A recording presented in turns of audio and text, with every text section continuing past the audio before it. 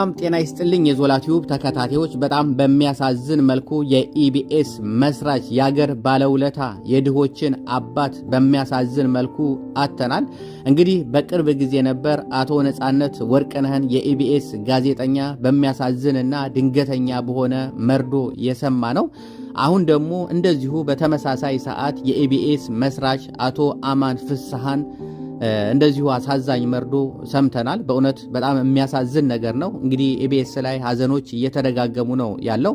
አቶ አማን እንግዲህ የሀገር ባለውለታ ኢቢኤስ ሆኖ እንዲቆም ያደረጉ መስርተውም ኢቢኤስ ሆኖ እንዲቆም ያደረጉ በብዙ በኢትዮጵያኖች ልብ ውስጥ እንዲቀር ያደረጉ ብዙ ቤት የተዘጋባቸው ብዙ የሚያለቅሱ ሰዎች እንባቸው እንዲታበስ ያደረጉ በጣም ቀላል ነገር አይደለም። በነገራችን ላይ ያደረጉት ኢቢኤስ ሲታሰብ እነ ዮናስ ሲታሰቡ እነዛ ኢቢኤስ ውስጥ የሚሰሩ አንጋፋ የሚባሉት ታዋቂ የሚባሉት እነ መቅዲ ሁሉም ጋዜጠኞች ሲታሰቡ እንግዲህ ከዚህ ሁሉ ጀርባ ያለው ትልቁ መስራቹ ዋናው አቶ አማን ፍስሐ ጽዮን ናቸው። እንግዲህ እሳቸውን ደግሞ በሚያሳዝን መልኩ አተናል። በእውነት በጣም ያሳዝናል፣ በጣም ያስደነግጣል። ምን እየሆነ ነው ያለው? ምን እየተካሄደ ነው ያለው? እንግዲህ በቅርብ ጊዜ የነጻነትን ወርቅነህ እንደዚሁ በአስደንጋጭ ሁኔታ እውነት እኔ የሚመጣም እየመሰለኝ ነው የምጠብቀው። የነጻነት በጣም ነው እኔ ስሜቱንም በቃ ልክ ሞተ ሲባል የነበረ ስሜት እንደው በተደጋጋሚ ጊዜ እንዳወራሁት የሱና የታሪኩ ባባ ስሜት በቃ አንድ አይነት ሁኔታዎች ውስጥ ነው ጭቅላቴን እንትን ያለውና አሁንም ልክ እንደዛው ደግሞ አሁን ደግሞ ዋናው መስራቹን አተናል። ነጻነት እንግዲህ ካረፈው በኋላ በጣም ብዙ ነገሮችን በጣም ብዙ ድብቅ ነገሮችን ሰምተናል። በጣም በሚያሳዝን መልኩ ኢቢኤስ ላይ እየሰራ ብሩን እየቀየረ ልጆቹን አሜሪካ እሱ ራሱ እንደሚያስተምር እና ቤት እንኳን እንደሌለው ከባለቤቱ እናት ጋር እንደሚኖር ብቻ በአጠቃላይ ያለው ሁኔታ በጣም የሚያሳዝን ሁኔታዎች ተሰምቶ እንደውም ከዛ በኋላ የጎፈንድሚ ስብሰባ ተደርጎ አሁን ጥሩ ሁኔታ ላይ ብዙ ተሰብስቧል። ይሄን ያህል የተጠበቀውን ባይሆን በሌሎች ነገሮች ይግባ ያላቅም ግን በጎፈንድሚ የተሰበሰበው ወደ 80 ምናምን ሺህ ዶላር ያህል ተሰብስቧል። ጥሩ እየሄደ ነበር የነበረው ግን ብዙም ይሄን ያህል አስተባባሪም የለም ብዙም እንትን የለም። እንግዲህ በሌሎች ነገሮች ግን አብዛኛው ሰው ደግሞ በኢትዮጵያ ቢደረግልን በብር ቢደረግልን ኢትዮጵያ ላይ በተለይ እንዲህ አማራጮች ቢደረግልን እያሉ ነበር።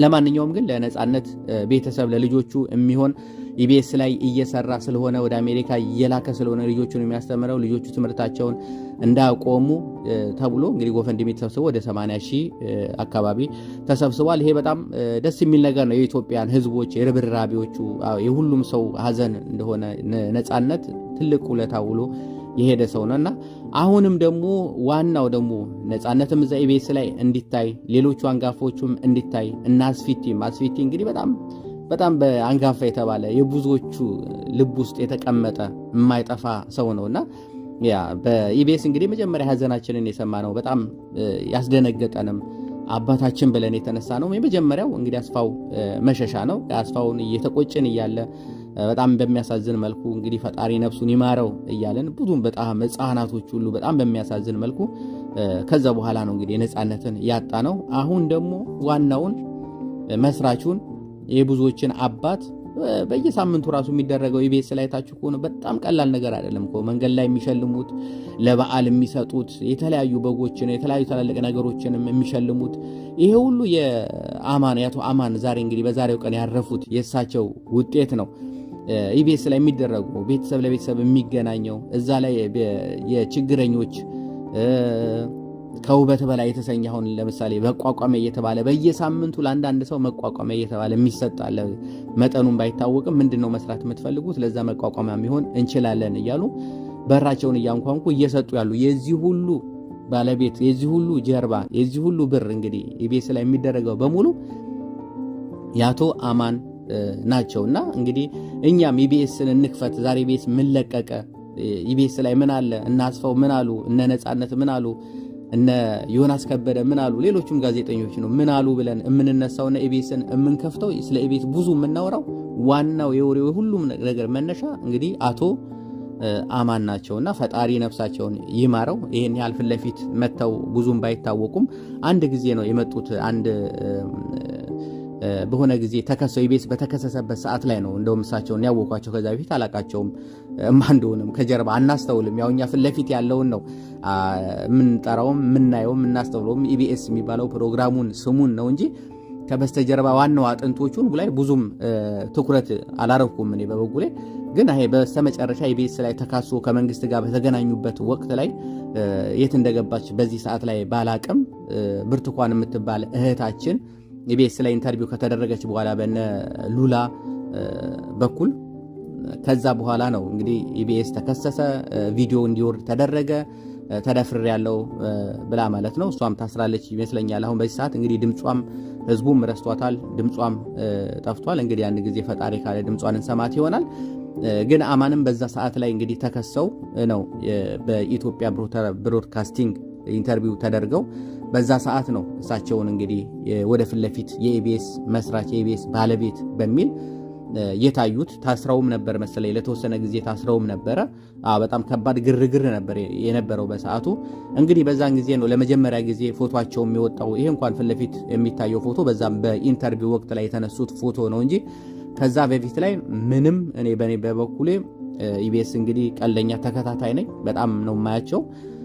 ስለዚህ የምናየው ፊት ለፊት ያሉትን ሰዎች ነው እንጂ የጀርባ አጥንቶቹን መስራቾቹን እንዲቆም ያደረጉ ይሄን ሁሉ ባለውለታ እንግዲህ ዮናስ ከበደ ከዚህ ቀደም አስተማሪ ነበር። እንግዲህ ዮናስ ማንም አያውቀውም፣ ትምህርት ቤት ነው የሚለው አስተማሪ ነው። ዮናስ ከበደ ይሄን ያህል እውቀት ያለው ሰው፣ ይሄን ያህል ትትና ያለው ሰው እንድናቀው ዋናው ያደረገን እንግዲህ ኢቢኤስ ነው። ሌሎቹም የሴቶቹንም ሁሉንም ቢሆን ዋናው እንድናቀን ያደረገው የዚህ የጀርባ አጥንቱ ዋናው ጠንሳሹ እንግዲህ አቶ አማን ናቸው። በሚያሳዝን መልኩ እንግዲህ ሕክምና ሲደረግላቸው ቆይቶ ነው ተብሏል። እንግዲህ ድንገተኛም አይደለም የሳቸው እንደሰማነው መረጃ ሕክምና ሲደረግላቸው ቆይቶ በዛሬው ቀን እንግዲህ አርፈዋል ብሎ ራሱ ኢቢኤስም አውጥቷል። ግራ ቀኙንም አጣርተን እንግዲህ አሉ የተባሉ ትክክለኛ መረጃ የሚያወጡ የዩቲዩብ ገጻቸው ላይ ለጥፈዋል። እንግዲህ ቪዲዮም ባይሰሩ ዩቲዩብ ገጻቸው ላይ አቶ አማንን ስናስታምም ቆይተን አርፈዋል የሚል መልእክት አስተላልፈዋልና በጣም ያሳዝናል። እንግዲህ መርዶ መስማት መርዶ ማውራትም በጣም ነው የሚከብደኝ። በነገራችን ላይ ከሁሉም መናገር እዚህ ጋር ማውራት የሚከብደኝ ሰው ባልና ሚስቱ ሲለያዩና እንደዚህ እንደው ሰው ሞተ ምናምን ተብሎ ሲወራ እንደነዚህ እንደ ሁለቱ ነገሮች በጣም አፌን የሚያስተሳስረውና የምናገረውን የማጣው ነገር የለምና በጣም ያሳዝናል። ለዛ ነው ምናልባት እንግዲህ ከምላሴ እንትን ካለባችሁ በጣም ነው እንትን የምለውና ፈጣሪ በእውነት ነፍሳቸውን ይማረው። እንግዲህ ለዓመት ቤት ኪራይ የከፈሉላቸው ወገኖች ይኖራሉ፣ ለ6 ወር ቤት ኪራይ የከፈሉላቸው ይኖራሉ፣ የሚያስተዳድሯቸውም ይኖራሉ። ብዙ ነገር አለና እንግዲህ በሳቸው እጅ ላይ ፈጣሪ የዛን ሁሉ እስከዛሬ ያረጉትን ለኢትዮጵያ ሕዝብ እስከዛሬ ያረጉትን ለድሃው እስከዛሬ ያበሱትን እንባ ኢቢኤስ ላይ እንግዲህ በየሳምንቱ በተለያየ በእርዳታም ቢሆን በተለያዩ መንገዶች ብዙ እንባዎች ይታበሳሉና እነዛ ሁሉ እንባዎች በተለይ አሁን ደግሞ በዚህ ወቅት ላይ ደግሞ እየተላለፈ ያለው ከውበት በላይ የሚሰኘው የብዙዎችን የምስኪኖችን እንባ የብዙዎችን ጓዳ እያንኳኳ ያለ ነውና በዚህም የብዙዎችን እንባ አባሽ ናቸውና ፈጣሪ የሁሉም እንባ ጠብቋቸው ነፍሳቸውን እንዲምር ስንል እናስተላልፋለሁ። መልካም ቆይታ። ባይ ባይ።